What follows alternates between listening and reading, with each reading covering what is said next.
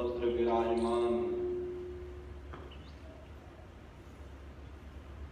शब्द स्वरूप परम पूज्य स्वामी जी महाराज के श्री चरणों में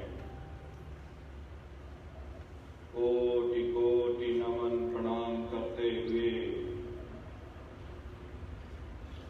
गुरु महाराज के दरबार में उपस्थित सभी सत्संगी धर्म प्रेमी भाई बहनों को सादर जय।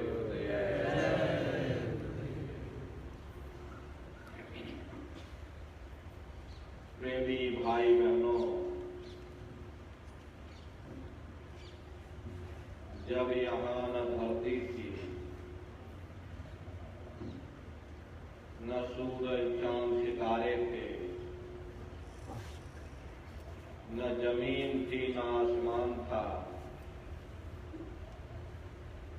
न हम थे न आप थे, न स्वर्ग था न वैकुंठ था, न ब्रह्म देश था न पार ब्रह्म देश था। जब कहीं कुछ भी नहीं था तो एक अनीय नामा अभिसच्चिदानंद प्रभु धामा, एक अनीय नामी महाप्रभु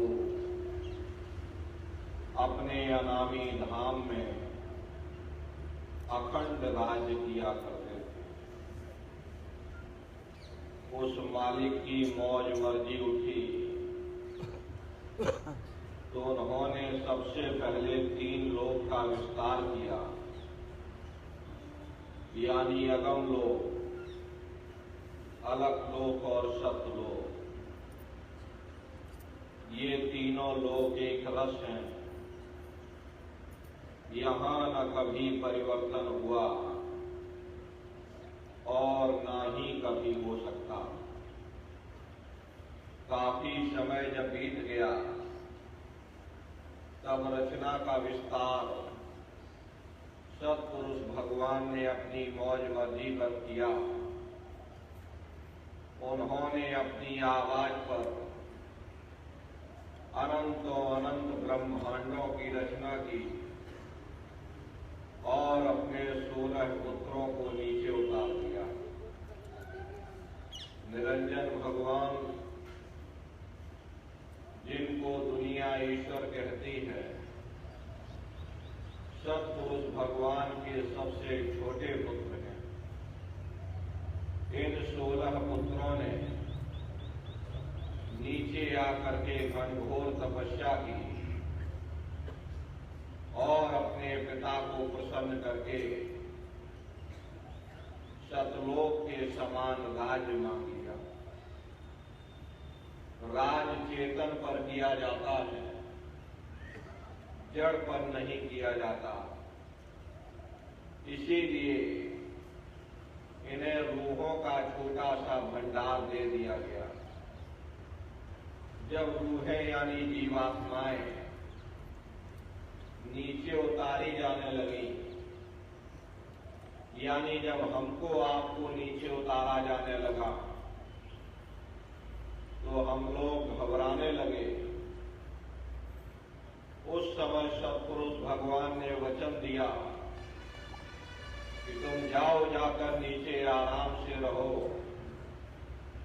मैं संतों को तुम्हारे पास भेजूंगा, तब तुम वापस चली आना। सत्पुरुष के आदेश पर ये रूहें, ये जीवात्माएं यानी हम और आप नीचे आने को तैयार हो गए। सबसे पहले 4 प्रकार के कपड़े, कारण, सूक्ष्म, लिंग और स्थूल, 4 प्रकार के कपड़े परत दर परत हमारे आप के ऊपर डालते हुए नीचे लाया गया और इसी स्थूल शरीर में दोनों आंखों के मध्य भाग में हमको आपको बैठा दिया गया। जब हम आप नीचे मृत्यु लोक में आ गए, उस समय पर सतयुग का समय था। सतयुग योगी सब विज्ञानी, कर हरि ध्यान करें भव प्राणी। उस समय पर सब ज्ञानी और विज्ञानी थे, सबकी आंख कान खुली हुई थी, रोज मालिक का दर्शन करते थे, रोज आते और जाते रहते थे। और जब समय पूरा हो जाता था, श्वासों की पूंजी समाप्त हो जाती थी, तो ये जीवात्माएं इस स्थूल शरीर को छोड़ करके अपने सत्य देश सचखंड में वापस चली जाती, फिर कभी मृत लोक में लौट करके नहीं आती। ऐसे खेपों की खेपें निकलती चली गई। तब काल भगवान ने विचार किया कि हमने इतनी मेहनत करके, इतनी त्याग और तपस्या करके सत्पुरुष भगवान को प्रसन्न किया, जीवात्माओं का छोटा सा भंडार मान लिया। अगर ये जीवात्माएं इसी तरह से अपने देश वापस लौट जाएंगी तो हम राज किस पर करेंगे? मेरा राज्य समाप्त हो जाएगा। तो उन्होंने बड़ी होशियारी के साथ कर्मों का विधान बना दिया और कर्मों का विधान बना करके द्रव्य लोक में सुना दिया गया कि भाई ये पुण्य कर्म है, ये पाप कर्म है, ये शुभ कर्म है, ये अशुभ कर्म है। और इन जीवात्माओं को कह दिया कि भाई काल रूप में दिन कर्म दाता, शुभ अशुभ कर्म फल दाता। यानी मैं काल रूप हूं और शुभ अशुभ कर्मों का मैं फल दूंगा।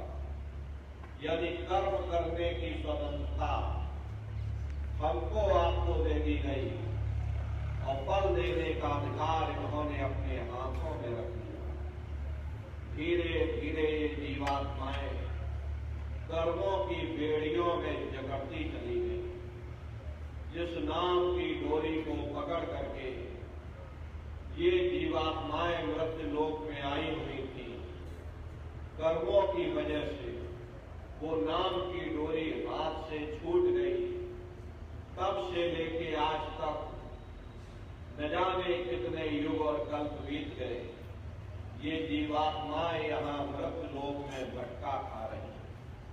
प्रेमी भाई बहनों, ये रूह सत नाम का अंश है, सत देश की रहने वाली है। लेकिन जब काल के देश में आ गए तो काल ने 5 तत्व के पिंजड़े में जीवात्मा को कैद कर दिया। साथ में मन को इसकी चौकीदारी पर बैठा दिया गया ताकि ये जीवात्मा यहां से निकलने न पाए। अब संत दया करके इन जीवात्माओं को निकाले तो निकाले, वरना रूहों के बस की बात नहीं है।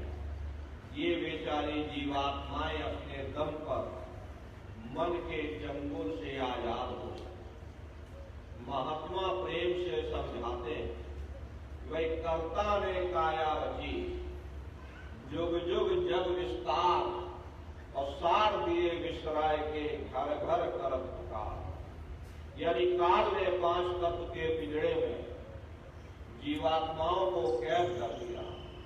अब जीव अपने घर को भूल चुका है, अपने सच्चे देश को भूल चुका है। इसे अब यह भी ज्ञान नहीं रहा कि मैं कौन हूं, मैं कहां से आया हूं और मुझे जाना कहां। युगों युगों से जीव अपने ही कर्मों के बंधन में बंध करके अलग अलग योनियों में बंदर की तरह नाच रहा। महात्मा प्रेम से समझाते हैं कि भाई वेद पुराण कर्म युग राजा, यासे करे जीव जग काजा। अब ये सारा संसार कर्मों के जाल में बंद है। संत इस जाल के भेद को खोलते हैं। लेकिन देखो दुनिया वालों को, ये दुनिया वाले ऐसे ही संतों महात्माओं का विरोध करते। वाल्मीकि महाराज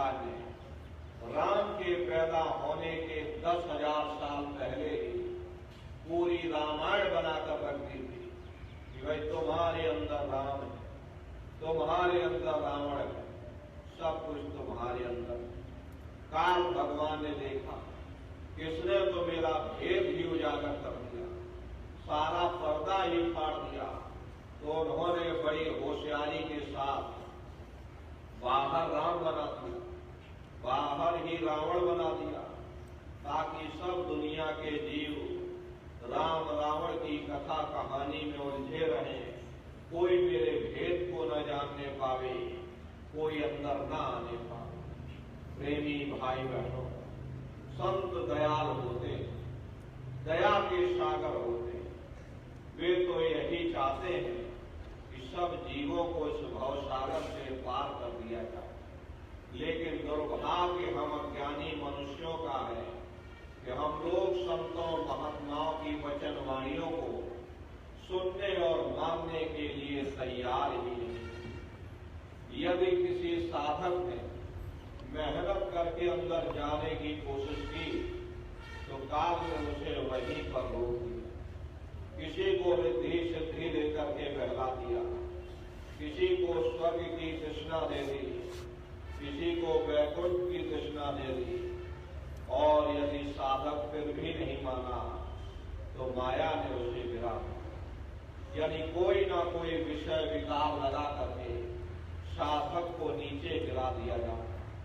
महात्मा प्रेम से हमें समझाते हैं, भाई कर्ता कर्म भी किया विस्तारा, 184 रूप सवारा, कार्य परवल जाल पसारा, उन सब जीव घेर कर मारा। काल ने जीवों को घेरने के लिए 484 लाख योनियां बनाई, और इन योनियों में इन बेचारी रूहों को यानी जीवात्माओं को कैद कर दिया। ये बड़ा ही जबरदस्त जाल है। बड़े बड़े ऋषि मुनि, वीर पैगंबर औलिया इस काल के जाल में फंस करके धोखा खाए।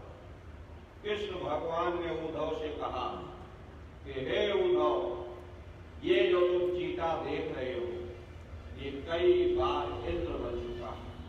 अरे नर नारियों, जब स्वर्गों का राजा इंद्र वे अपने कर्मों के कारण चीता बन सकता है, तो हम दुनिया के जीवों का क्या हाल होगा?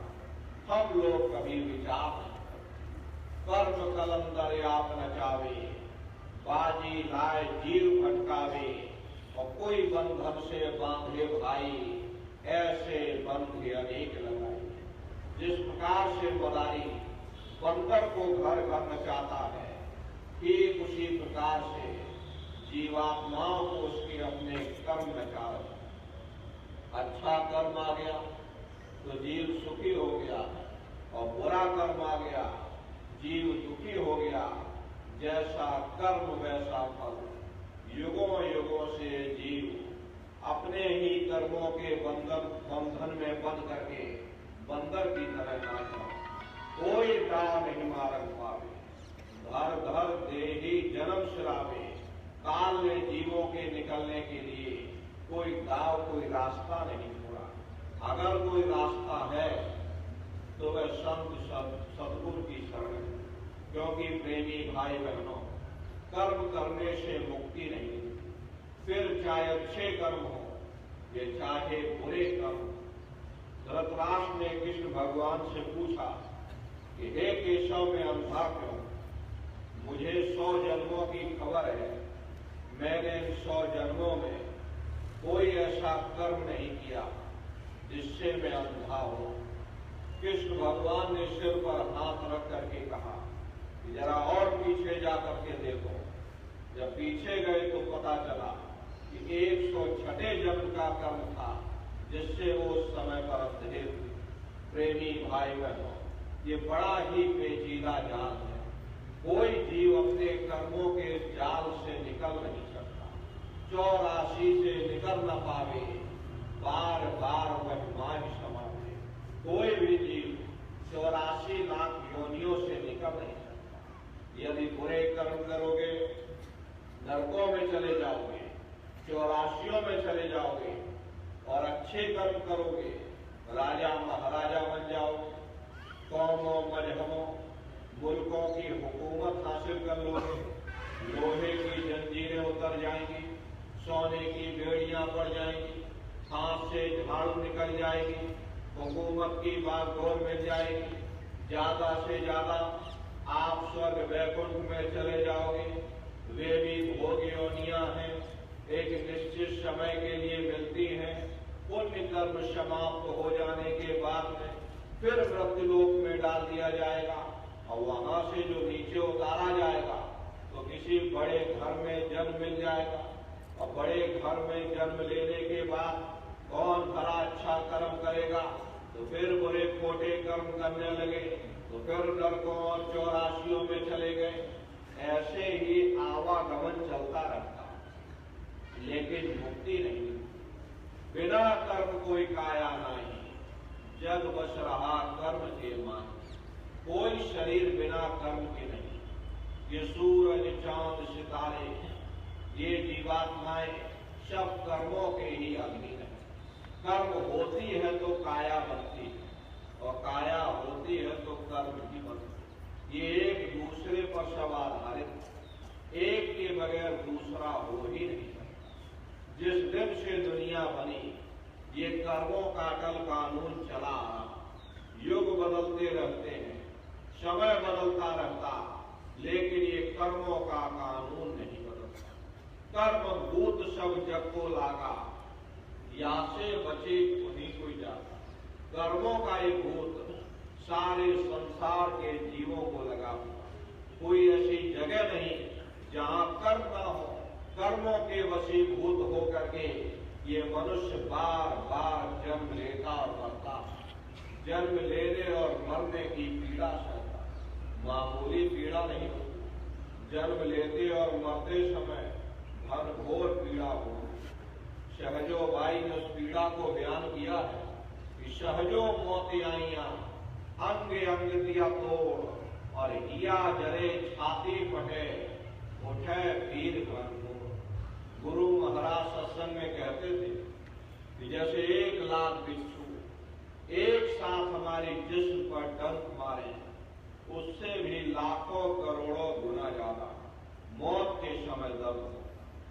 जब मृत्यु आती है तो किस तरह से प्राण निकलते हैं। देखो प्रेमी भाई बहनों, जैसे संसार में महाप्रलय होती तो महाप्रलय के समय क्या होता। सबसे पहले पूरी पृथ्वी जल जाती। ये पृथ्वी पानी में घुल करके पानी बन जाती। मानव सृष्टि की प्रलय एक बड़ी कयामत है और शरीर की प्रलय एक छोटी कयामत है। जैसे ही मौत आई सबसे पहले प्रेमी भाई बहनों शरीर की सारी चेतना सिमटने लगती है। सिमटत भास श्वास उठ जावे और प्राणपति जब सिमट समावे, उस समय शरीर की सारी चेतना सिमटने लगती। ये श्वासें रुक जाती और चेतना सिमट करके यहाँ पर एकत्रित होने लगती है।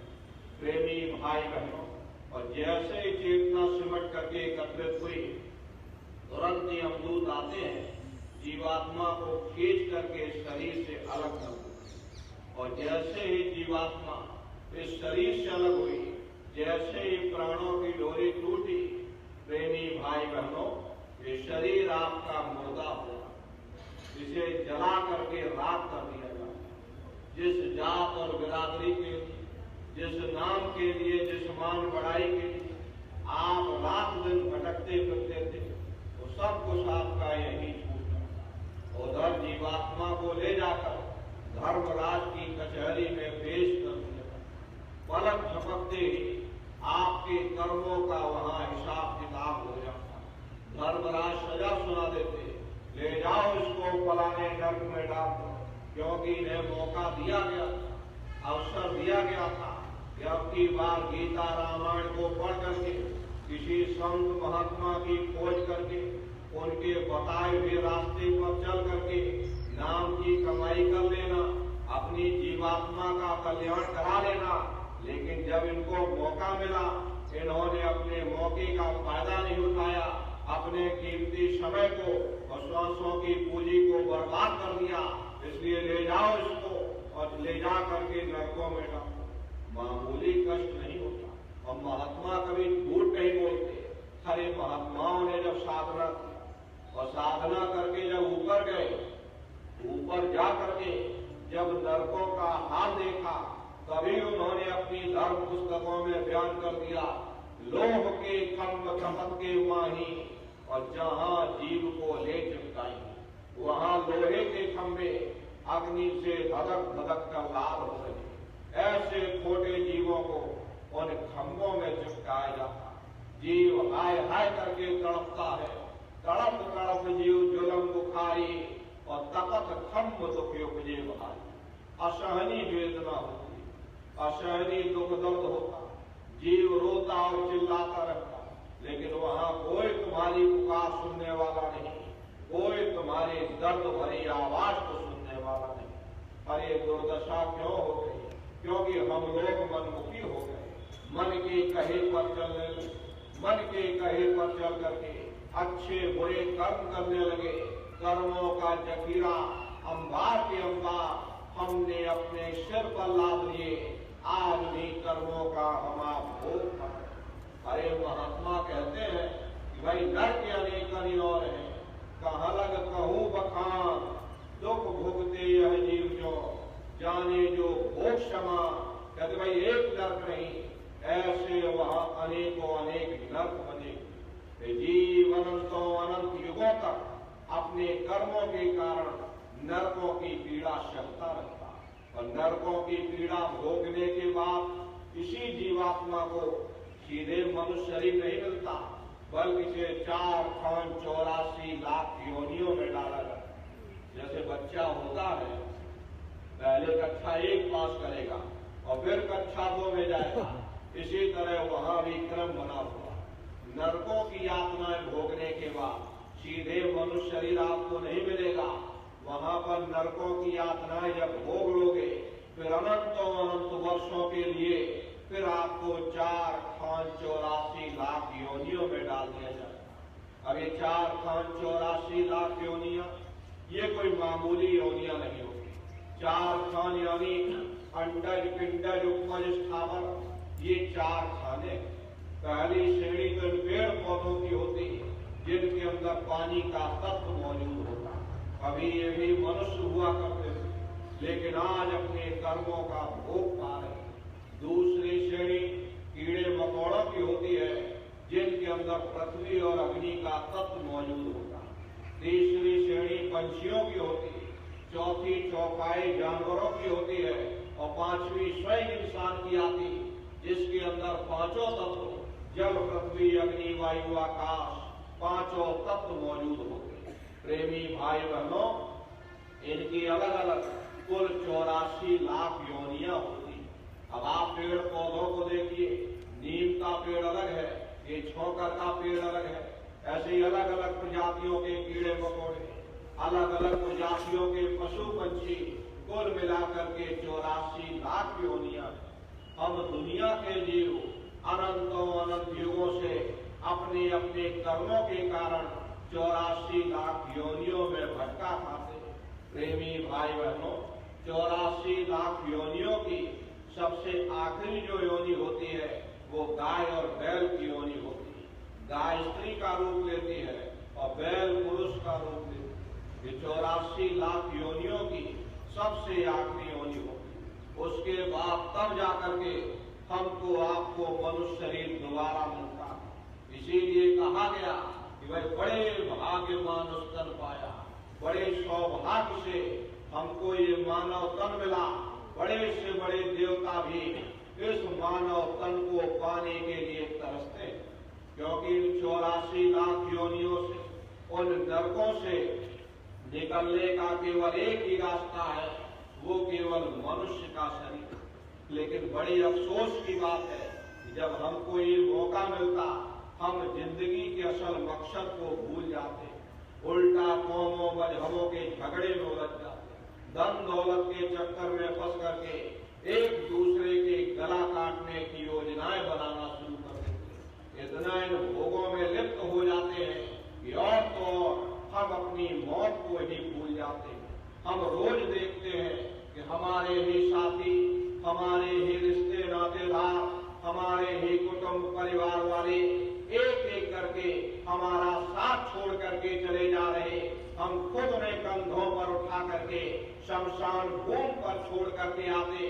आंखों से देखते हैं कि जिस चीज के लिए वह इतना भटकता था, जिस चीज के लिए वह इतना तड़पता था, अपना अपना कह करके फक्र या गर्व महसूस किया करता था, उसमें से किसी ने उसका साथ नहीं दिया। हम मन में सोच लेते हैं कि शायद वो बदकिस्मत होगा, कुछ भी अपने साथ ना ले जा सका, शायद हम सब कुछ गठरी मुठरी बांध करके अपने साथ लेकर के चले जाएंगे। अरे प्रेमी भाई बहनों, महात्मा प्रेम से समझाते, भाई तुम उस समय को, उस वक्त को भी अपनी आंखों के सामने रख करके देखो। उस समय कौन तुम्हारी सहायता करेगा, कौन तुम्हारी मदद करेगा? गुरु में कोई नहीं अपना, जाली है कौन चढ़वाई? अरे प्रेमी भाई बहनों, गुरु ही तुम्हारा सच्चा रहता है। जब मौत आती है उस समय कोई तुम्हारी सहायता नहीं करता, उस समय तुम्हारी कोई मदद करेगा तो वह केवल गुरु है। लेकिन हम अपने कीमती समय को, अपने श्वासों की पूंजी को, ये बहुमूल्य श्वासों की पूंजी यूं ही व्यर्थ में गवा देते, व्यर्थ में श्वासों की पूंजी को गवा। अरे बड़े बड़े राजे महाराजे आए, सारी जिंदगी किला बनाते बनाते गुजारते, आज उनके किलों को जाकर देखिएगा, आज खंडहर बने पड़े, कोई क्या साथ लेकर के गया? अरे विश्व विजेता सिकंदर भी सारी दुनिया पर राज करने का ख्वाब देखता था, वो भी मुट्ठी खोल करके चला गया। अरे प्रेमी भाई बहनों, जब सब चले जा रहे तो हम आप क्या सोच करके बैठे कि हम सब कुछ गठरी मुठरी बांध करके ले जाए? कुछ भी तुम्हारे साथ जाने वाला नहीं। जो चीज तुम्हारे साथ में जाने वाली वो केवल परमात्मा की भक्ति है। उस परम पिता परमात्मा ने हमको ये मानव तन केवल इसीलिए बख्शा ताकि आप जीते जी उस प्रभु की प्राप्ति करो, स्वर्ग शब्द नाम की कमाई कर लो, इस हरि मंदिर में बैठ करके उस शब्द को पकड़ लो। ये मानव तन, ये दुर्लभ देही आपको इसीलिए प्राप्त हुई। ये सच्चा हरि मंदिर है। परमात्मा जब भी मिलेगा इस हरि मंदिर के अंदर मिलेगा। बाहर से आज तक न कभी किसी को परमात्मा मिला और न भविष्य में कभी मिल सकता। यही कबीर साहब ने लिखा कि जो दिल माही तेल है, जो चकमक में आ और तेरा शाही तुझ में और जाग सके तुम। जिस तरह दिल में तेल होता, पत्थर में अग्नि होती, ठीक उसी तरह से वो मालिक हर एक के घट घट में, हर एक के वजूद के अंदर बैठा हुआ। यही अन्य महात्माओं ने लिखा, यही हिंदू महात्माओं ने, यही आपकी धर्म पुस्तकों में भी लिखा है कि अरे मोको का घुड़े रे बंदे, मैं तो तेरे पास में और ना तीरथ में ना मूरत में, मैं तो हूँ विश्वास में। ना मैं तीरथ में मिलूंगा, ना मैं मूरत में मिलूंगा, ना अन्य किसी कर्मकांड में मिलूंगा। मैं जब भी मिलूंगा तो मैं तुम्हारे अंदर मिलूंगा। इसलिए अपने वजूद के अंदर जाकर के इस कुदरती काबे में बैठ करके सूरत शब्द नाम की कमाई करनी। ये सच्चा कुदरती काबा, ये सच्चा हरि मंदिर है। इसी को महात्माओं ने हरि मंदिर कहा। ये हरि मंदिर यह शरीर है और ज्ञान रतन प्रकट हो गए। इसी पंच भौतिक शरीर को मुसलमान फकीरों ने कुदरती काबा कहकर याद किया। ये असली कुदरती काबा, खुदा का दीदार जब भी होगा इस कुदरती काबे के अंदर जाकर होगा। लिखा भी गया है कि भाई कुदरती काबे की मेहराब में सुन गौर से आ रही धुर से सदा तेरे बुलाने की। महात्माओं ने बड़े स्पष्ट तौर से लिखा, भाई कुदरती काबे यानी शरीर के अंदर जाकर, इस कुदरती काबे के अंदर जाकर के मेहराब में सुन गौर से यानी इन 9 द्वारों से अपने ख्याल को समेट करके यहाँ 10वें द्वार पर एकाग्र करो, जहाँ ये जीवात्मा बैठी हुई है। ये दोनों आंखों के मध्य भाग में यही कुदरती काबे का मेहराब है। महात्माओं ने यही कहा, वे अपने ख्याल को समेट करके यहाँ मेहराब पर इकट्ठा करो, आ रही धुर से सदा तेरे बुलाने के लिए। यानी खुदा की दरगाह से और परमात्मा के घर से अत्यंत मीठी से मीठी, सुरीली से सुरीली आवाज हमारे आप के अंदर रात दिन फुनकारे दे रही। उस आवाज को पकड़ने की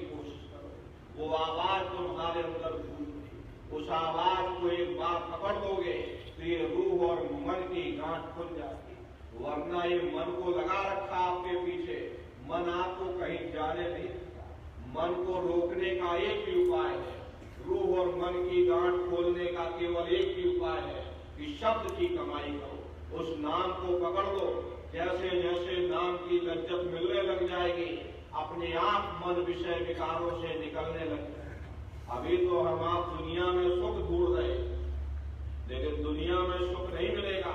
जैसे कुत्ता होता है, सूखी हड्डी को चबाता है और जब उसके मुख से खून निकलता तो वो यही सोचता है कि शायद ये खून इस हड्डी में से निकल रहा। ठीक उसी प्रकार से हम दुनिया में सुख ढूंढने की कोशिश करते, लेकिन यहाँ न कभी किसी को सुख मिला और न भविष्य में कभी मिल सकता। इसीलिए महात्मा प्रेम से समझाते हैं कि सुरत सुन बातरी तेरा धनी बसे आका, जीवात्माओं तुम्हारा पति वो परमात्मा है, वो सचखंड में रहने वाला, तुम माया के जाल में फंसी हुई। जब तक तुम अपने घर जाकर के अपने पति से मिलाप नहीं कर लेते, तुम सुख किस तरह हासिल करोगे, तुम शांति किस तरह प्राप्त करोगे। प्रेमी भाई बहनों, इस नाशवान जगत में न कभी किसी को सुख मिला, न ही भविष्य में कभी मिल सकता। कभी कभी मन में ख्याल आता है कि शायद जिन दिनों महात्मा आए थे तब दुनिया की हालत इतनी अच्छी न रही होगी, इसीलिए महात्मा दुखी दुखी चिल्लाते रहते। अब तो हमने 100 सालों के अंदर इतनी तरक्की कर ली। पहले हम छप्परों में रहा करते थे और थोड़ा बहुत घर मकान रहा करता था। 15-20 मील के अंदर ही हमारी सारी दुनिया थी, हम उसी दुनिया में गुजारा करके मर जाते थे। अब हमने 100 सालों के अंदर इतनी तरक्की कर ली, बड़े बड़े मकान बना लिए, ऊंचे ऊंचे मकान बना लिए, खेती बाड़ी के लिए बड़े बड़े ट्रैक्टर आ गए, तरह तरह की रासायनिक खादें आ गई, बीमारी दूर करने के लिए बड़े बड़े डॉक्टर आ गए। अब जब हमने इतनी तरक्की कर ली, फिर भी महात्मा हमें दुखी क्यों कहते? या तो हमारी सोच में फर्क है या हमारे समझने में ही फर्क है। आप स्वयं अपनी बुद्धि से विचार करिएगा। जब हम झोपड़ियों में रहा करते थे, पूरा परिवार एक साथ रहा करता, आपस में एक दूसरे से प्रेम था, शाम को थके हारे घर वापस आते थे, प्रेम के साथ भोजन किया करते थे और गा बजा करके सो जाया करते थे, मन में कोई चिंता नहीं। अब जब हमने इतनी तरक्की कर ली, बड़े बड़े मकान बना लिए, उनमें एयर कंडीशन भी लगवा लिया, 9-9 इंच के गद्दे भी डलवा लिए, फिर भी हमको नींद नहीं आती।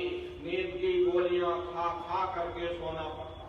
पहले गांव में मामूली वैद हकीम हुआ करते थे, लेकिन इलाज सबका जरूर हो जाया करता था। अब जब विज्ञान ने इतनी तरक्की कर ली, बड़े बड़े अस्पताल बन गए, नई नई दवाइयां आ गई, तो बीमारी भी तो नई नई निकल आई। इसका मुख्य कारण है कि लोग अनाज की पैदावार को बढ़ाने के लिए तरह तरह की रासायनिक खादें, कीटनाशक दवाइयों का इस्तेमाल करने लगे, जिसका प्रभाव हमारे शरीर पर पड़ता है। अरे डॉक्टर जरूर है, पर मिलते किसको हैं? और मिल भी जाएं तो अस्पतालों में चारपाइयां कहाँ मिलती? बीमार तो बेचारे बरामदों में पड़े रहते, और हम कहते हमने तरक्की कर ली। बेशक हम इतना अनाज पैदा करते हैं, लेकिन कीमतें इतनी ज्यादा है कि वो आम आदमी की पहुंच से बाहर हो जाती। अरे गरीब आदमी खा नहीं पाता क्योंकि कीमतें इतनी ज्यादा हैं, और अमीर आदमी खा नहीं पा रहा क्योंकि उसे शुगर हो रखी है। तो फिर ऐसे अनाज से किसी का क्या फायदा हो सकता? प्रेमी भाई बहनों, पहले गांव में कोई मामूली झगड़ा हो जाता, 4 भरे लोग मिल बैठ करके सुलझा दिया करते थे। अब आप मुकदमा करके देख लीजिए, क्या मजाल 20-25 साल से पहले आपको कोई फैसला मिल जाए। किसी से पूछ करके देखो, किसी को भी फुर्सत नहीं। अरे डॉक्टर को फुर्सत नहीं, जज को फुर्सत नहीं, कारखानेदार को फुर्सत नहीं, वकीलों को फुर्सत नहीं, उद्योगपतियों को फुर्सत नहीं, किसी को भी फुर्सत नहीं। सबके चेहरे पर चिंता और तनाव की लकीरें हैं। फिर ऐसी तरक्की से किसी का क्या फायदा हो सकता? अरे नारियों, ये तरक्की का कसूर नहीं है, ये हमारा अपना कसूर है। हम उन चीजों के कैदी बन गए। ये चीजें हमारे लिए बनी थी, ना कि हम उनके लिए बने थे। हम मशीनों के पुर्जे बन गए, मशीनों के मालिक ना बन सके। हमको मालिक बनना चाहिए था, सबको रोटी मिलनी चाहिए थी, सबको कपड़ा मिलना चाहिए था, सबको मकान मिलना चाहिए था, सबका मन निश्चिंत होना चाहिए था, किसी के मन में कोई चिंता और तनाव की लकीरें नहीं होनी चाहिए थी। यही तो जीवन में हर इंसान मांगता है। अरे नारियों, अगर जीवन में कीमतें और कदरें न रही, फिर ऐसी तरक्की से किसी का क्या फायदा हो सकता। इसीलिए महात्माओं ने जब कहा था वो तब भी ठीक था, अब कहा तो अब भी ठीक है। दुनिया में न तब किसी को सुख मिला, न अब किसी को सुख मिल सकता। इसीलिए गुरु नानक साहब ने लिखा है, नानक दुखिया सब संसार। दुनिया का हर एक जीव अपनी अपनी जगह दुख और मुसीबतों से भरा हुआ। यही सहजो भाई ने लिखा, धनवंते सभी दुखी, निर्धन है धनरू, और साधु सुखी सहजो कहे, पायो भेद। जिसके पास धन दौलत, जो राजा महाराजा, जो सेठ साहूकार, वे सब के सब दुखी हैं। उनको किस चीज का दुख है? अरे बड़े बड़े जो देश हैं लोग, तिनको व्यापे चिंता रोग। ये जो चिंता रोग है, उन्हें नींद तक नहीं आती। नींद की गोलियां खा खा करके सोना पड़ता, क्योंकि चिंता चिता समान। चिंता से बढ़ करके दुनिया में कोई दूसरा रोग नहीं। तो चिंता के कारण बेचारे दुखी बने रहे। और जिनको रोटी कपड़े मकान की फिक्र लगी हुई, उन बेचारे गरीबों को दुखी होना ही। एक बार हमारे गुरु महाराज कलकत्ता में एक बहुत बड़ा पार्क बना हुआ, विक्टोरिया पार्क के नाम से। गुरु महाराज उसी बगिया में बैठे हुए, बगल से दो सेठ आए और दोनों सेठ गुरु महाराज के बगल में आकर बैठे। सामने देखा, एक माली घास काट रहा था। घास काटते काटते माली को नींद आ गई और वह घास के ऊपर सो गया। दोनों सेठ आपस में बातचीत करने लगे। देखो उस माली को, हमसे ज्यादा सुखी तो वो माली है, कम से कम उसे नींद तो आ रही, हम लोगों को नींद तक नहीं आती। नींद की गोलियां खा खा करके सोना पड़ा। गुरु महाराज उन सेठों की बात सुन रहे। गुरु महाराज बोले, अरे भाई सेठ जी, तुमने अपने आप क्यों फैसला कर लिया? जाओ पहले माली से पूछ करके आओ, क्या वो सुखी है या नहीं। गुरु महाराज की बात को मानकर दोनों सेठ माली के पास और जगा करके पूछा कि भाई हमारे सवाल का जवाब दे दो, क्या तुम सुखी हो या नहीं। माली बोला, अरे बाबूजी, हम कहाँ सुखी हैं। सुखी तो देखो महलों में जो रह रहे, ऊंची ऊंची इमारतों में जो रह रहे, एयर कंडीशन में जो लोग रह रहे, वे लोग सुखी हैं, हम कहाँ सुखी हैं। गुरु महाराज उसकी बातों को सुनकर हंसने लगे। गुरु महाराज बोले, देखो सेठ कह रहा कि माली सुखी है और माली कह रहा सेठ सुखी है, और वास्तविकता यही है, यहाँ कोई सुखी नहीं। तजो मनी है सुख दुख का धाम। संतों महात्माओं ने इस नगरी को दुख और सुख की नगरी कहकर ध्यान दिया, क्योंकि कोई इंसान ऐसा नहीं जिसको हमेशा सुख ही सुख प्राप्त हुए हो, या कोई इंसान ऐसा नहीं मिलेगा जिसको हमेशा दुख ही दुख प्राप्त हुए हो। 10 दिन सुख में गुजर जाते, थोड़ा बहुत दुख का सामना भी करना पड़ता, और यदि 10 दिन सुख में गुजर जाते तो थोड़ी बहुत सुख की सांस आती। और ये सुख दुख के मसले हमारे पिछले जन्मों के पुण्य और पाप के कारण है। जब पाप और पुण्य इकट्ठे होते हैं तब हमें इंसान का जामा मिलता। यदि पुण्यों के कारण हम लोग सुखी हो जाते तो उन पापों के कारण हमको दुख का सामना भी करना पड़ता। प्रेमी भाई बहनों, संत महात्मा इस नगरी को सुख की नगरी बनाने के लिए नहीं आते। अगर संतों महात्माओं का दुनिया में आने का यही एक लक्ष्य होता कि दुनिया सुख की नगरी बन जाए, तो अब तक जरूर बन जानी चाहिए थी। इतिहास गवाह है, किस किस चोटी के महात्मा धरा पर आए, लेकिन उनके आने के बावजूद ये दुनिया सुख की नगरी न बन सकी। तो हम आप क्या सोच करके बैठे कि इस दुनिया को सुख की नगरी बना सकेंगे। अरे नारियों, ये दुनिया के कांटे बांटे हम कितने भी क्यों ना इकट्ठे कर लें, कभी कामयाब नहीं हो सकते। अगर हिम्मत करके हम अपने पांवों में ही जूतियां पहन लें तो ये दुनिया के कांटे हम पर असर नहीं कर सकते। ये सुख दुख की समस्याएं, ये सुख दुख के मसले न कभी किसी से हल हुए और न ही कभी हो सकते। लेकिन महात्मा जिंदगी गुजारने का ऐसा सुगम सरल साधन तरीका समझाते जिस पर चल करके हमारा ध्यान सुख दुख की समस्याओं से परे चला जाता। महात्मा कहते हैं कि भाई अगर तुम सुख पाना चाहते हो, अगर शांति पाना चाहते हो तो लगो तुम अब चढ़कर सतनाम, उस सतनाम की खोज करो, उस मालिक की भक्ति करो। क्योंकि जितना समय हमारा ख्याल उस मालिक की भक्ति में लगा रहेगा, हम दुनिया में 2-4 दिन जरूर सुख हासिल कर सकते। और अगर हमारा ख्याल मालिक की भक्ति से हट जाए तो सारी दुनिया हमारे लिए दुख का रूप बन करके खड़ी हो जाती। आप अपनी बुद्धि से स्वयं विचार करिए। एक छोटा सा बच्चा अपने पिता की उंगली पकड़ करके मेला या नुमाइश में घूमने जाता है। उसे मेले की हर साजो सामान बड़ी खूबसूरत नजर आती।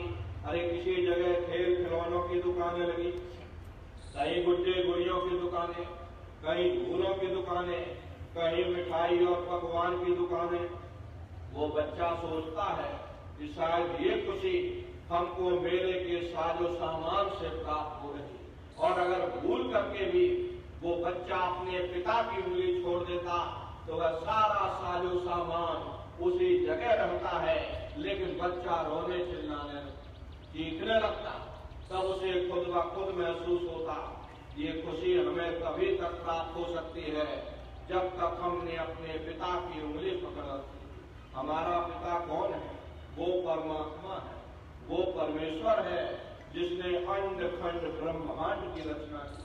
अरे जितना समय हमारा ध्यान उस मालिक की भक्ति में लगा रहेगा, हम दुनिया में 2-4 दिन जरूर सुख हासिल कर सकते हैं। और अगर हमारा ध्यान मालिक की भक्ति से हट जाए तो सारी दुनिया हमारे लिए दुख का रूप बन करके खड़ी हो जाए। इसीलिए प्रेमी भाई बहनों, चारों तरफ से अपने ख्याल ध्यान को समेट करके उस परमात्मा की भक्ति में अपने मन को लगाओ, अपने मन को लगाओ।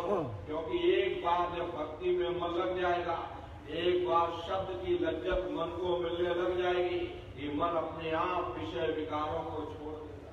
धुन सुनकर मन समझाई, कोट जतनिय मन नहीं जागे। धुन सुनकर मन समझाई, तब से तब कर थाक रहे हैं और जती रहे जतलाई। विद्या पढ़ वेद वखाने और बुद्धि बल सब जाई। बुद्धि चतुरता काम न आवे, आलिम रहे पछताई। और अमल का दखल नहीं है, अमर शब्द लौलाई। गुरु मिले जो धुन का भेदी, शिष्य मेरे धर आई। सुरत शब्द की होए कमाई, तब मन कछु ठहराई। प्रेमी भाई बहनों, बोल हर्षी व कपटी मन को नेक न धुन पति आई। ये धुन है धुर लोक अधर की, कोई पकड़े संत सिपाही। मन को मार करे सवारी, गगन कूट वैली घिराई। और धुन सुनकर मन समझाई। मन को जीतने का केवल एक ही उपाय है कि केवल उस मन को शब्द की लज्जत दे। जैसे जैसे शब्द की लज्जत मिलने लग जाएगी, ये मन अपने आप विषय विकारों को छोड़ देगा। और प्रेमी भाई बहनों, मन विषय विकारों को छोड़ करके ये रूह यानी जीवात्मा का साथ दे। तो प्रेमी भाई बहनों, सुरत शब्द नाम की कमाई। शब्द तुम्हारे अंदर गूंज रहा है। इस हरि मंदिर में बैठ करके और शब्द को पकड़ने की कोशिश करो। ये सच्चा हरि मंदिर है। वो घंटे घड़ियाल वो बाजे तुम्हारे अंदर गूंज रहे। हम लोग दुनिया में फंस जाते हैं। हम लोग ईट गारे का मंदिर बना करके वहाँ घंटा घड़ियाल बजाते हैं, लेकिन महात्माओं ने ये कहा वही शरीर ही तुम्हारा सच्चा हरि मंदिर है। इसी हरि मंदिर में घंटे घड़ियाल बज रहे, वो शब्द गूंज रहा है। उस शब्द को पकड़ने की कोशिश करो। एक बार शब्द पकड़ में आ गया, ये जीवात्मा हमेशा के लिए अपने घर वापस चली जाएगी। क्योंकि शब्द को पकड़ करके ही ये जीवात्मा मृत लोक में आई थी। कर्मों की वजह से वो शब्द हाथ से छूट गया। तब से लेके आज तक यही भटका खा रहे। अगर वो शब्द पकड़ में आ जाए तो शब्द कर्म की रेख कटावे, शब्द शब्द में जाए मिलावे।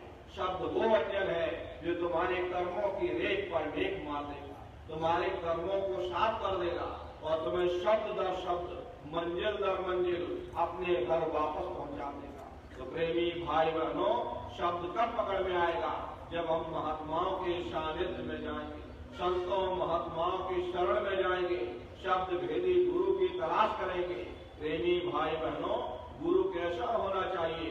जो शब्द के भेद को जानता हो। गुरु नानक साहब ने लिखा है कि गुरु सोई जो शब्द सवेगी, शब्द बिना दूसर नहीं से, शब्द कमावे सो गुर पूरा, उन चरणन की हो जा पूरा।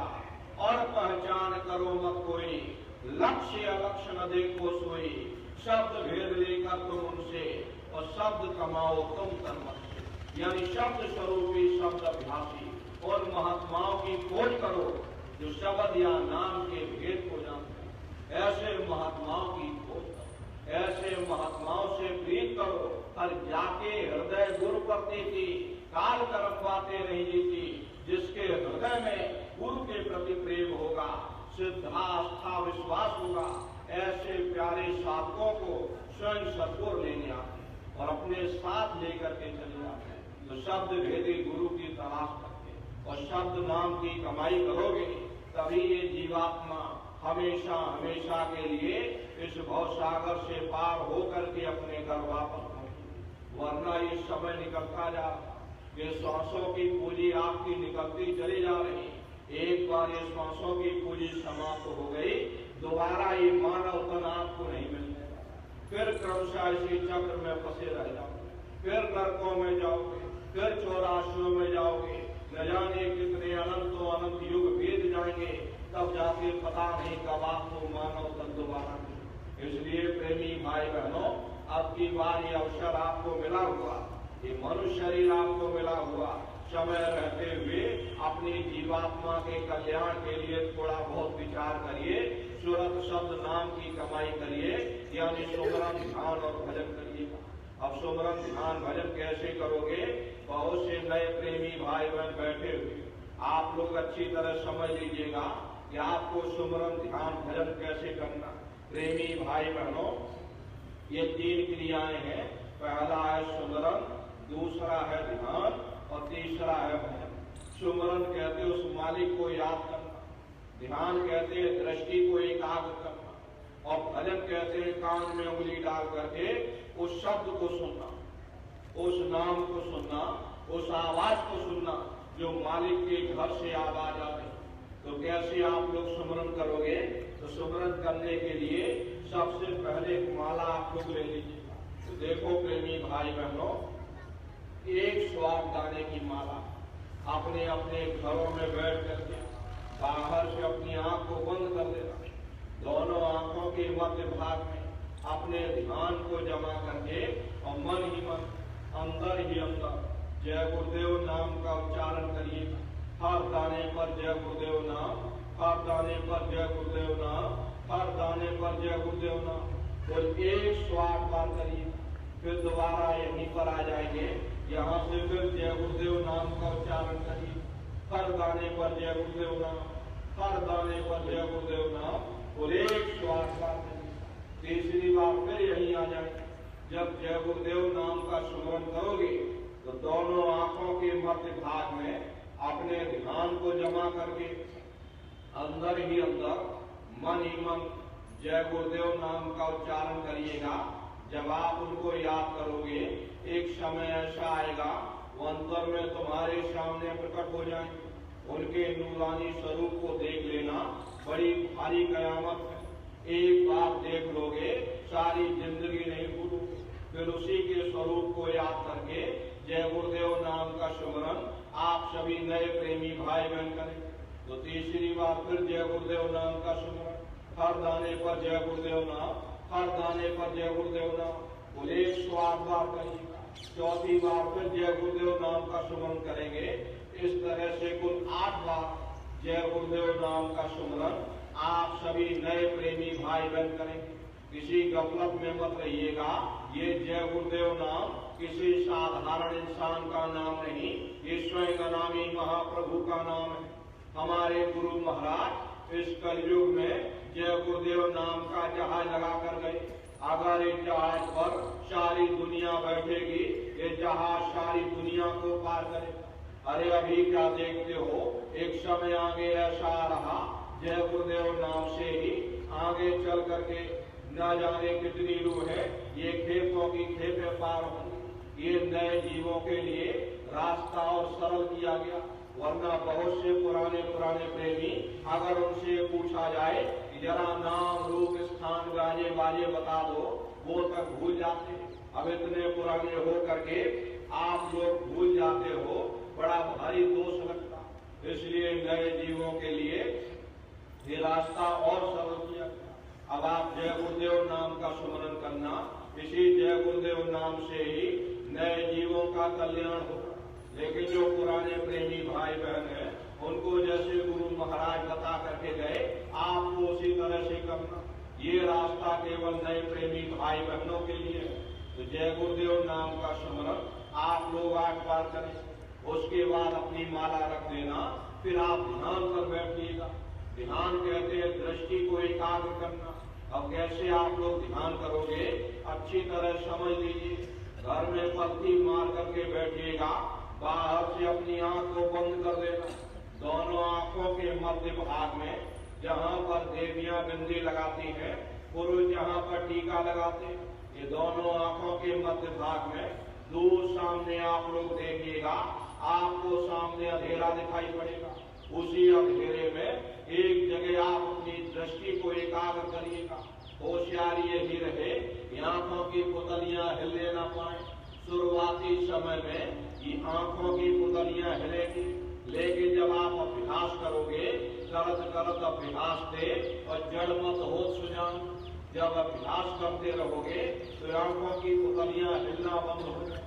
तो दूर सामने अंधेरे में एक जगह अपनी दृष्टि को एकाग्र करिएगा। जब आपकी दृष्टि अंधेरे में एकाग्र हो जाएगी, या उस अंधेरे को ही देखते रहना, एक तत्व होकर के सामने अंधेरे को देखते रहिएगा, दृष्टि अपने आप एकाग्र हो जाएगी। और जैसे ही आपकी दृष्टि अंधेरे में एकाग्र हुई, तो सुई की नोक के बराबर काले में भी काला बिंदु, बड़ा चमकीला बिंदु होता है, बहुत चमक मारेगा, वो आपको अंतर में सामने दिखाई पड़ेगा। जब वो चमकदार बिंदु सामने दिखाई पड़ जाए, तब आप अपनी दृष्टि को उस बिंदु पर एकाग्र करिएगा। प्रेमी भाई बहनों, शुरुआती समय में वो बिंदु आएगा, फिर गायब हो जाएगा, फिर आएगा, फिर गायब हो जाएगा। तो बहुत से लोग क्या करते हैं, यह बिंदु कहाँ गायब हो गया, तो अपनी आंखों की पुतली को दाएं बाएं अंदर ही अंदर घुमा करके देखते हो कि बिंदु कहाँ चला गया। आपको अपनी आंखों की पुतली नहीं हिलानी, बिंदु गायब होता है, हो जाने दीजिएगा। आपका ध्यान सामने रहेगा तो बिंदु फिर आपके सामने आ जाएगा। जब वो चमकदार बिंदु सामने आ जाए, तो फिर आप अपनी दृष्टि को उस बिंदु पर एकाग्र करिएगा। जब आपकी दृष्टि बिंदु पर एकाग्र हो जाएगी, तो बिंदु के चारों तरफ से बड़ा भारी प्रकाश निकलेगा, चक्र की तरह से बहुरंगी प्रकाश होगा, और वो प्रकाश धीरे धीरे चारों तरफ फैलता दिखाई पड़ेगा। साधक इतना मोहित हो जाता है कि बिंदु को छोड़ देता और दाएं बाएं प्रकाश को देखने में लग जाता। जब आप दाएं बाएं उस प्रकाश को देखने में लग जाओगे, क्योंकि प्रकाश उस बिंदु से निकल रहा और आपने बिंदु को छोड़ दिया, प्रकाश को देखने में लग गए, तो प्रकाश भी गायब हो जाएगा और बिंदु भी गायब हो जाएगा। इसलिए ऐसी गलती आप लोग मत करिएगा। आपका निशाना बिंदु पर टिका रहे, जिसमें से वो प्रकाश निकल रहा, वही बिंदु दरवाजा है, वही बिंदु खिड़की है। एक टक होकर के आप उस बिंदु को देखते रहना। प्रेमी भाई बहनों, जब आप एक टक होकर के बिंदु को दृष्टि पर जमाए रहोगे, जब आपकी दृष्टि बिंदु पर जमी रहेगी, तो वो दरवाजा खुल जाएगा और आप दरवाजे के अंदर दाखिल हो जाओगे। बहुत विशाल वो दरवाजा है, ये संसार तो कुछ नहीं है। ऐसे लाखों संसार एक साथ दरवाजे से होकर निकल जाए, पता तक नहीं चलेगा इतना विशाल वो हरि का द्वार है, वो हरिद्वार है। आप उसके अंदर दाखिल हो जाओगे, बहुत बड़ा मैदान आपको दिखाई पड़ेगा। उसी मैदान में आप खड़े हो जाओगे तो सबसे पहले आपको अपने सद्गुरु के स्वरूप का दर्शन हो। वो आपकी उंगली को पकड़कर आगे का सफर तय करेंगे। लेकिन प्रेमी भाई बहनों, सद्गुरु के स्वरूप का दर्शन जब होगा जब आप जय गुरुदेव नाम का सुमरन करोगे। अगर आपने उनको याद ना किया, याद नहीं करोगे तो आपको उनके स्वरूप का दर्शन क्यों होगा? प्रेमी भाई बहनों, जब आपको उनके स्वरूप का दर्शन नहीं होगा तो आप आगे का सफर तय नहीं कर पाओगे। इसीलिए जय गुरुदेव नाम का सुमरन कराया जाता है। जब आप जय गुरुदेव नाम का सुमरन करोगे और फिर जब आप ध्यान पर बैठोगे और जब दरवाजे के अंदर दाखिल हो जाओगे तो उन्हीं के स्वरूप का आपको दर्शन होगा। वो आपकी उंगली को पकड़ करके आगे का सफर तय करेंगे। तो ये है ध्यान करने का तरीका। एक बार फिर से आप लोग समझ लो कैसे आप लोग ध्यान करोगे। धीरे बदल से पलथी मार करके आप लोग बैठिएगा अपने अपने घरों में। धीरे बदल से पलथी मार करके और धीमे से अपनी आंख को बंद कर देना। आंखों पर जोर मत डालना। बहुत से प्रेमी गलती करते हैं कि अपनी आंखों पर जोर डालते हैं और जोर लगा करके देखते हैं ताकि जल्दी से दृष्टि एकाग्र हो जाए। यदि आप अपनी इन बाहरी आंखों पर जोर डालोगे तो आंखों की पुतलियों में दर्द होने लगेगा और फिर आप अपनी आंखों को खोल दोगे। ये बाहरी आंखों का यहाँ पर कोई काम नहीं। जैसे सोते समय धीरे से अपनी आंख को बंद करते हो, ऐसे धीरे से अपनी आंख को बंद कर लेना। दूर सामने देखिएगा, आपको अंधेरा दिखाई पड़ेगा। बस उसी अंधेरे को एक टक होकर के सामने देखते रहना। मन भागने न पाए, आपके विचार इधर उधर जाने न पाए। बस उस अंधेरे को ही देखते रहना। देखते देखते अंधेरे में दृष्टि एकाग्र हो जाएगी और जैसे ही अंधेरे में आपकी दृष्टि एकाग्र हुई वो चमकदार बिंदु सामने दिखाई पड़ जाएगा। और जब चमकदार बिंदु दिखाई पड़ जाए तब आप अपनी दृष्टि को उस बिंदु पर टिका देना। वही बिंदु दरवाजा है, वो दरवाजा खुल जाएगा और आप दरवाजे के अंदर दाखिल हो जाओगे। ये शिव नेत्र खुल जाएगा, ये दिव्य दृष्टि खुल जाएगी और आप दरवाजे के अंदर दाखिल हो जाओगे। तो ये ध्यान करने का तरीका है प्रेमी भाई बहनों। और तीसरा है भजन। भजन कहते उस शब्द को सुनना, उस नाम को सुनना, उस आवाज को सुनना जो मालिक के घर से आवाज आ रही। तो कैसे आप लोग भजन करोगे? अच्छी तरह समझ लीजिए। आंख और कान को बंद करिएगा, दोनों उंगली कानों में डाल करके ये कानों को बंद कर दो। अपनी अपनी सुविधा के अनुसार बैठिएगा। कुर्सी पर चाहे कुर्सी पर बैठ जाओ, सोफे पर चाहे सोफे पर बैठ जाओ, या कोई बड़ा तकिया रख लो, उसके ऊपर कोहनी रख करके और दोनों उंगली कानों में डाल के कानों को बंद कर दो, जैसे आपको ठीक लगे। अब बहुत से प्रेमी भाई बहन ऐसे हैं, हमारी माताएं बहनें बूढ़े बुजुर्ग, आपके घुटनों में दर्द होता, रीढ़ की हड्डी में दर्द होता, आप बैठ करके भजन नहीं कर पाते हो तो आप लेट करके भजन करो। ऐसे सीधे लेट जाओ, लेटे लेटे आंख और कान को बंद कर लो, जैसे आपको ठीक लगे। मतलब तो आंख और कान को बंद करना। अरे यही कहा गया, आंख कान मुख बंद कराओ, अनहद झिंगा शब्द सुनाओ। यानी पहले अपनी आंख को बंद करो, फिर अपने मुख को बंद करो, दोनों उंगली कानों में डाल करके ये कानों को बंद कर लो और ऊंचे से ऊंचा ध्यान दे करके उस आवाज को सुनने की कोशिश करो। प्रेमी भाई बहनों, जब आप अपने कानों को बंद करके ऊंचा ध्यान दे करके सुनोगे, आपको अनुभव होगा कि कहीं सीटी जैसी आवाज हमारे कानों में गूंज रही, हर एक को सुनाई पड़ेगी। इस तरह से सीटी जैसी आवाज करना आपको कुछ नहीं। लेटे हो चाहे बैठे हो, आप उस आवाज को सुनते रहना। सुनते सुनते उसी में लीन हो जाओ। जब आप उसमें लीन हो जाओगे तो कुछ समय बाद में आपको फिर अनुभव होगा कि कहीं बड़ी दूर से एक महीन आवाज, घंटी और शंख की आवाज हमारे कानों में गूंज रही। जैसे मंदिरों में घंटियां बजती हैं, टन टन टन टन टन, सुनाई पड़ेगी, लेकिन शुरुआती समय में वो बड़ी महीन और बारीक आवाज होगी। ऐसा मालूम होगा कि कहीं बड़ी दूर पर वो घंटियां बज रही। उसी घंटे शंख की आवाज को महात्माओं ने शब्द कहा, उसी घंटे शंख की आवाज को महात्माओं ने नाम कहा। अरे महात्माओं ने लिखा है, वे पोथी पढ़ जग मुआ पंडित भया न कोई, और 2.5 अक्षर प्रेम का पढ़े सो पंडित होए। अब ये दुनिया वाले समझते हैं कि 2.5 अक्षर का मतलब प्रेम है। ये प्रेम नहीं है, प्रेम में तो मात्रा लगी हुई। यहाँ पर जिस 2.5 अक्षर का वर्णन किया है वो है शब्द शादा बावरदा। महात्माओं ने लिखा है, वे कलयुग केवल नाम यदा और सुमेर सुमेर नर नहीं पारा। कलयुग में केवल नाम का आधार है और वो नाम तुम्हारे अंदर धुनकारे दे रहा। उसी घंटे घड़ियाल की आवाज को महात्माओं ने शब्द या नाम कहा।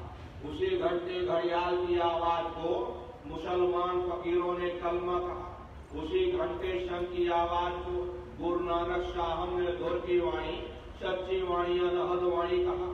उसी घंटे शंख की आवाज को ईसा मसीह साहब ने वर्ण या लागस कहा।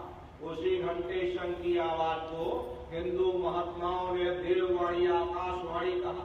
चीन में जो महात्मा हुए उन्होंने इसको ताओ कहकर के याद किया। उन अलग अलग महात्माओं ने अपनी अपनी भाषा में अपने अपने कौम मजहब और मुल्कों में बैठ करके हम जीवों को समझाने की कोशिश की कि भाई वो घंटे घड़ियाल की आवाज, वो शब्द, वो नाम तुम्हारे अंदर धुनकारे दे रहा, वो आपको सुनाई पड़ेगा।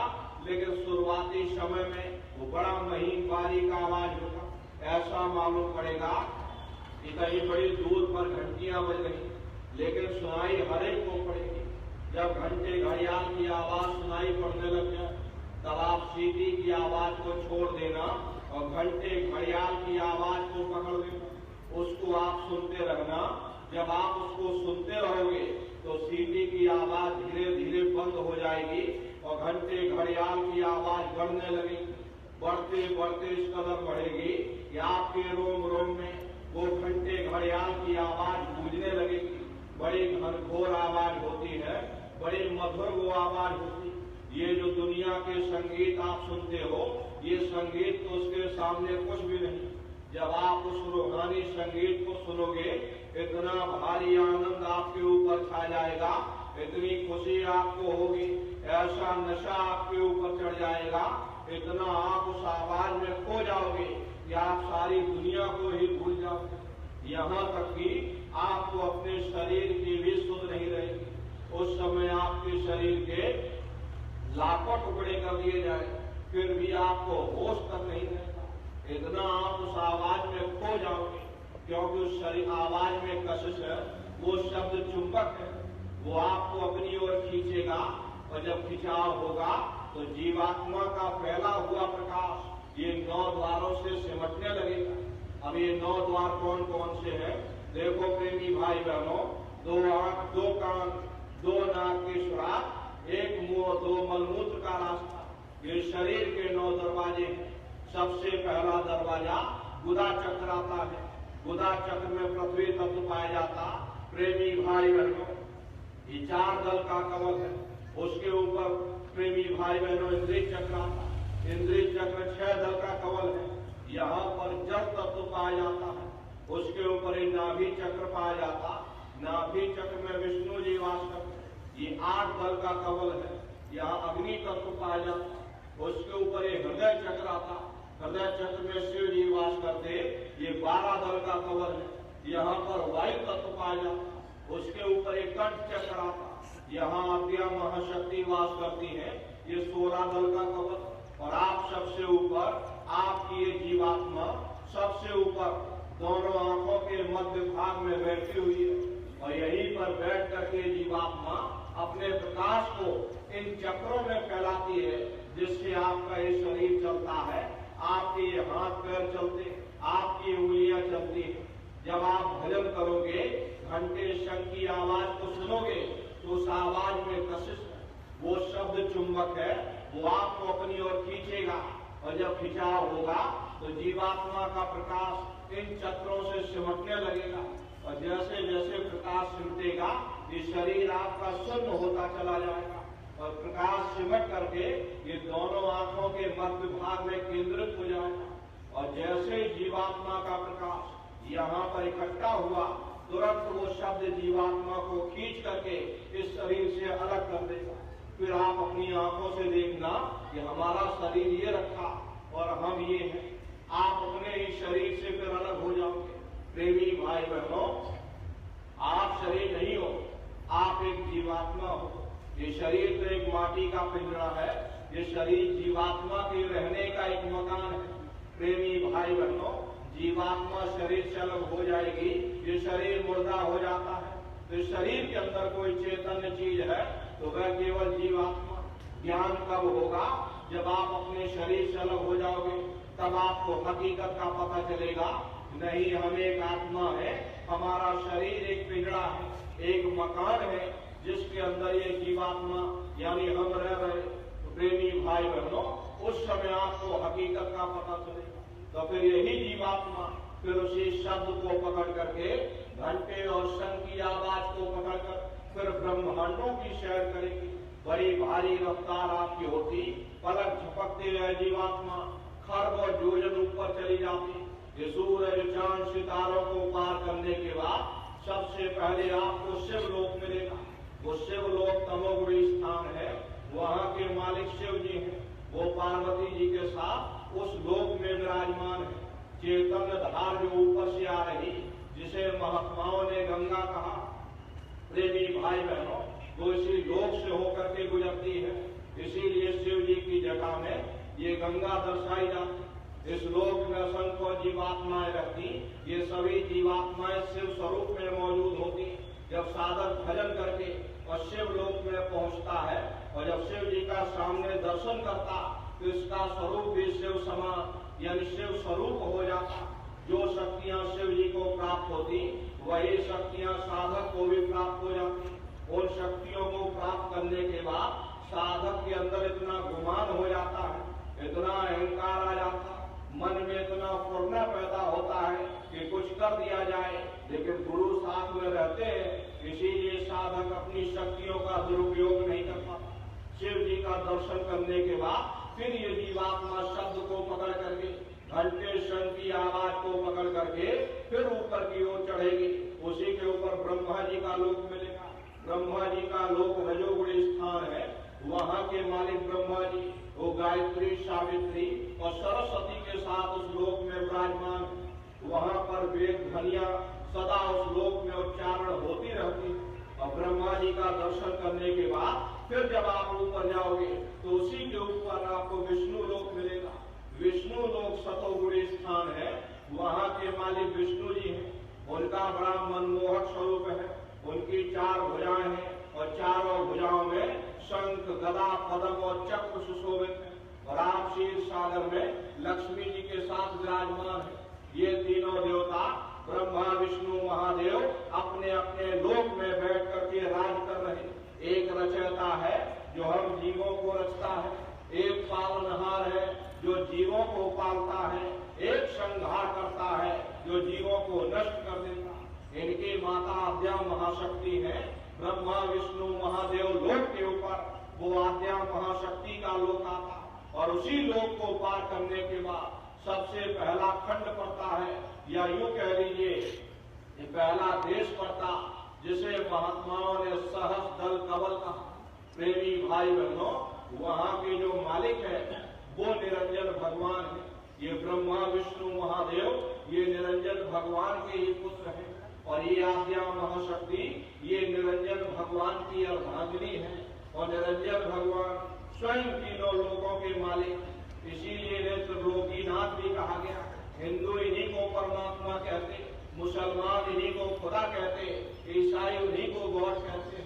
घंटे और शंख की आवाज जो हर इंसान के अंदर गुनगाने दे रही, वो आवाज उन्हीं के मुखार बिंद से हो रही। निरंजन भगवान का जो स्वरूप है वो ज्योतिष स्वरूप है। हजार भांति की अखंड ज्योति वहाँ पर बराबर ज्योत जल रही है। प्रेमी भाई बहनों, हम आप यहाँ पर मंदिर मस्जिद बनवाते हैं और घंटा घड़ियाल बजाते हैं और ज्योति जलाते हैं, लेकिन महात्माओं ने लिखा ये शरीर ही तुम्हारा सच्चा हरि मंदिर है। इसी हरि मंदिर में बैठ करके उस घंटे घड़ियाल की आवाज को सुन करके उस लोक में पहुंच जाओ, वहां पर ज्योतिष स्वरूप का दर्शन करो, क्योंकि निरंजन भगवान का जो स्वरूप है वो ज्योतिष स्वरूप है।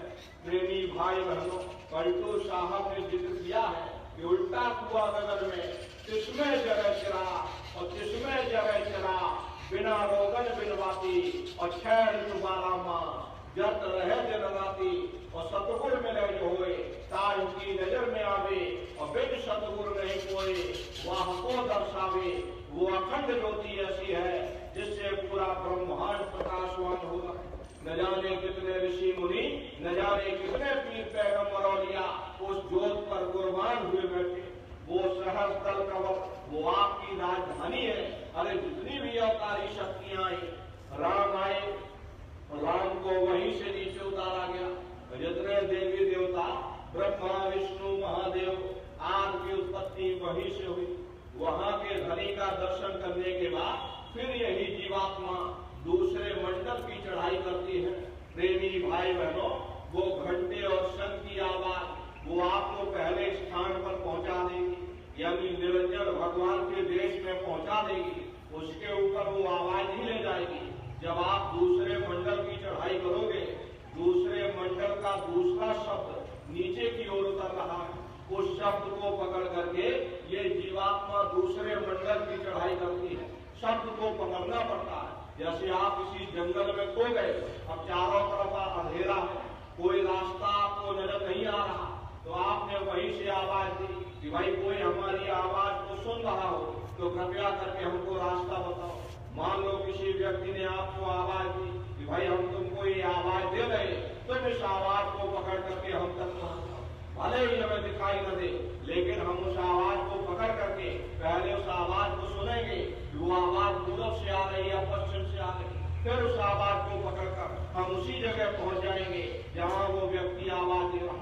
ठीक उसी प्रकार से इस हरि मंदिर के अंदर वो परमात्मा आवाज दे रहा, इस कुदरती काबे के अंदर वो खुदा आवाज दे रहा। जब ये जीवात्मा ये रूह उस आवाज को सुनेगी, उस आवाज को पकड़ करके ये जीवात्मा उसी जगह पहुंच जाएगी जहाँ वो परमात्मा खुदा बैठा आवाज दे रहा। तो दूसरे मंडल के शब्द को पकड़ करके फिर ये जीवात्मा दूसरे मंडल की चढ़ाई करती है। अरे महात्मा ने लिखा है कि श्याम तज श्वेत को गहना, सुरत को तान धुन सुनना, और पंख के द्वार बस बैठो और त्रिपुटी जाए कर लेना। इसी के ऊपर दूसरा मंडल आता जिसे महात्माओं ने त्रिपुटी देश कहा।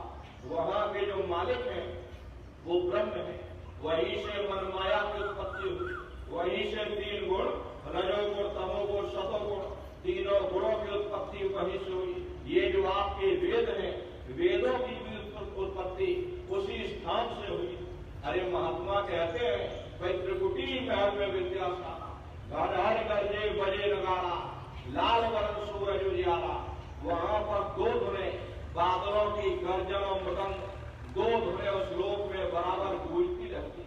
जैसे पहले स्थान पर घंटे और शंख की आवाज गूंजती है, ऐसे दूसरे स्थान पर बादलों की गर्जन और मृदंग दो आवाजें वहां पर बराबर गूंजती रहती और ओम का जाप बराबर वहां होता रहता। और प्रेमी भाई बहनों, वहां के धनी का यानी ब्रह्म का जो स्वरूप है वो सुबह के लाल सूर्य के समान है। ये सूरज तो कुछ नहीं, ऐसे लाखों लाख सूर्य इकट्ठे करोगे तो वहां का एक सूर्य बनता है। तो ब्रह्म का जो स्वरूप है वो सुबह के लाल सूर्य के समान है, इसीलिए वहां का पूरा ब्रह्मांड लाल है। प्रेमी भाई बहनों, मीराबाई जब साधना करके वहां पहुंची, तभी मीराबाई ने लिख दिया, लाली मेरे लाल की जित देखो तो लाल, और लाली देखन में गई और मैं भी हो गई लाल। वो पूरा ब्रह्मांड ही लाल है। जितने साधक वहां पहुंच गए उन सभी को योगेश्वर कहा जाता। जैसे व्यास जी हुए, वशिष्ठ जी हुए, वाल्मीकि जी हुए, इन सब की पहुंच वहीं तक सीमित थी। इसीलिए कहा गया कि वाल्मीकि भय ब्रह्म समाना। जब इनकी जीवात्मा वहां पहुंची और जब इन्होंने ब्रह्म का दर्शन किया तो इनका स्वरूप भी ब्रह्म के समान यानी ब्रह्म स्वरूप हो गया। तो जितने साधक वहां पहुंच जाते उन सभी को योगेश्वर कहा जाता। योगेश्वर भगवान श्री कृष्ण किसी देश में वास करते हैं, क्योंकि प्रेमी भाई बहनों, ये जो ब्रह्म देश है ये श्री कृष्ण भगवान का ही देश है। लेकिन यहाँ तक पहुँचने के लिए साधक को बड़ी मेहनत करनी पड़ती। जब तक साधक के अंदर सच्ची विरह तड़प पैदा नहीं होगी, तब तक ये जीवात्मा बंकनाल के रास्ते को पार नहीं कर सकती। ये बंकनाल का जो रास्ता ये महीन से महीन और बारीक से बारीक रास्ता है। जब तक आप महीन नहीं हो जाओगे, जब तक आप बारीक नहीं हो जाओगे, जब तक सच्चे हृदय से विरह और तड़प पैदा नहीं हो जाएगी कि कब ब्रह्म का हमको दर्शन हो, तब तक ये जीवात्मा प्रेमी भाई बहनों ब्रह्म का दर्शन नहीं कर पाती, बंकनाल के रास्ते को पार नहीं कर पाती। ऐसी दशा में साधक के हृदय में सच्ची विरह और तड़प पैदा होती। खाना पीना बोलना उठना साधक का बिल्कुल कम हो जाता है। तो दुनिया वाले सोचते हैं कि पता नहीं इसको कौन सा रोग लग गया, ये न खाता है न पीता है, न बोलता न बतियाता है। प्रेमी भाई बहनों, ये रोग जो है अंतर का रोग है, इसे कोई समझ नहीं कर सकता। मीराबाई को ये रोग लगा। मीराबाई ने लिखा, मैं मिल जाए पाए पियो अपना, तब मेरी पीर बुझानी, मीरा सूरत शब्द सहलानी। अरे हस हस कंक न पाइया और जिन पाइया दिन रोए, जिन्होंने भी उस मालिक को पाया रो रो करके पाया, किसी ने हंसकर नहीं पाया। और यही दशा हमारे आपके अंदर भी होना चाहिए। प्रेमी भाई बहनों, गुरु सब देखते रहते कि साधक के अंदर क्या स्थिति चल रही। जब तक सच्चे हृदय में विरह और तड़प पैदा नहीं होगी, ये जीवात्मा कभी बंकनाल के रास्ते को पार नहीं कर सकती। इसलिए महात्मा समझाते हैं, भाई हृदय में विरह और तड़प पैदा करो। जब विरह और तड़प पैदा होगी, एक चाह उठेगी कि कब ब्रह्म का हमको दर्शन हो जाए, तब ये जीवात्मा बंकनाल के रास्ते को पार करके त्रिकुटी धाम में पहुंच जाती, तब जाकर के ब्रह्म का दर्शन होता है। प्रेमी भाई बहनों, ब्रह्म का दर्शन करने के बाद फिर ये जीवात्मा तीसरे मंडल के शब्द को पकड़ करके तीसरे मंडल की चढ़ाई करती। आगे पहुंची सुन जनता, ररंकार ध्वनि सुनी पुकार, आगे श्वेत शून्य है भाई और मान सरोवर बैठ रहा।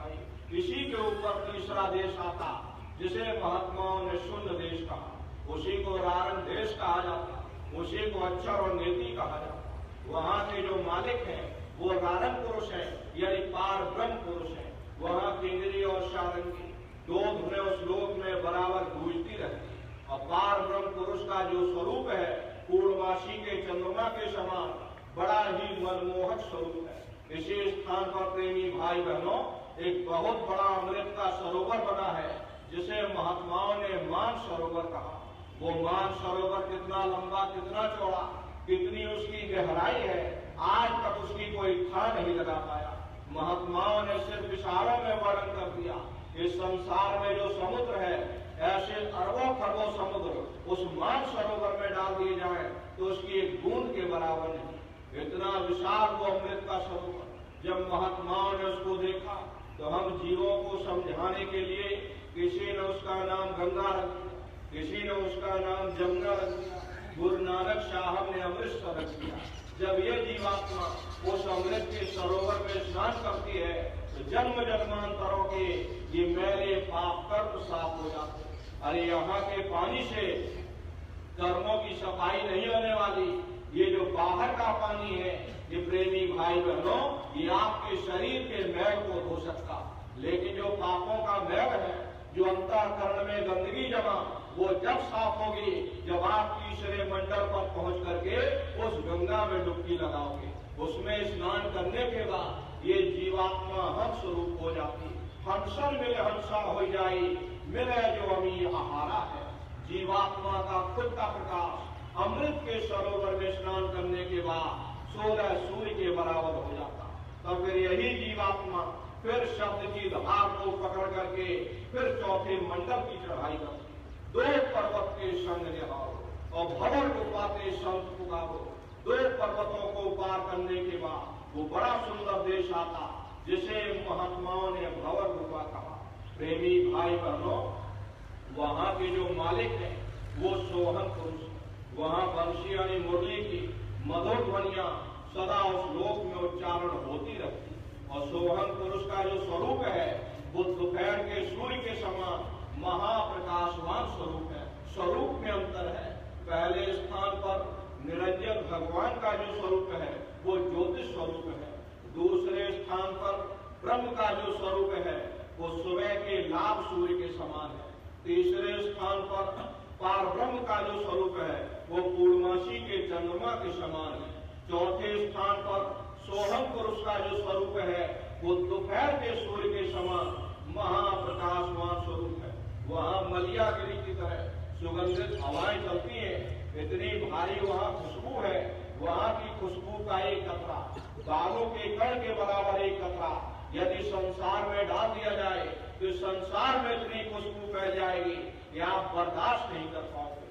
बड़े विशाल विशाल वहां झूले लगे हैं जिस पर ये जीवात्माएं वहां पहुंच करके और झूला झूलती हैं तो खरबों योजन आगे चली जाती और फिर खरबों योजन पीछे चली जाती। इतने विशाल विशाल झूले वहां पर लगे। वहां के ध्वनि का दर्शन करने के बाद ताके परे धाम सतनामा और 3 बजे सतलोक ठिकाना।